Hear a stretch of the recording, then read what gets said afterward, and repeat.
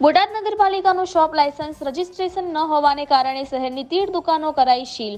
બોટાદ નગરપાલિકાના વહીવટદાર સાહેબ ગોહિલ સાહેબ તથા બોટાદ નગરપાલિકા ચીફ ઓફિસર ગોસ્વામી સાહેબ, બોટાદ નગરપાલિકાના sanitary inspector, shop inspector, tax inspector તેમજ ટાઉન પ્લાનિંગ એન્જિનિયર, સેનિટેશન શાખાના તમામ સફાઈ કામદારો તમામ પ્રકારના વાહનો સાથે ભાવનગર સર્કલથી મહાજનના પુલ સુધીની નદીની સફાઈ કરવામાં આવી। સ્થળની આજુબાજુમાં ગંદકી કરતા તેમજ ટેક્સ ન ભરનાર તેમજ શોપ લાયસન્સ ન હોવાને કારણે કુલ 13 દુકાનોની સીલ મારવામાં આવેલ। વધુમાં વેપારીઓ દ્વારા પોતાની દુકાનની આજુબાજુમાં કચરો ન નાખવા તથા ગંદકી ન કરવા તેમજ પોતાનો હાઉસ ટેક્સ બાકી હોય તેઓએ તાત્કાલિક ભરી જવા તેમજ શોપ શાખામાં રજીસ્ટ્રેશન ન કરાવેલ હોય તેઓએ તાત્કાલિક રજીસ્ટ્રેશન કરાવી લેવું, નહીતર બોટાદ નગરપાલિકાના નિયમ અનુસાર સીલની કાર્યવાહી કરવામાં આવશે। અહેવાલ અક્ષય પરમાર, બોટાદ।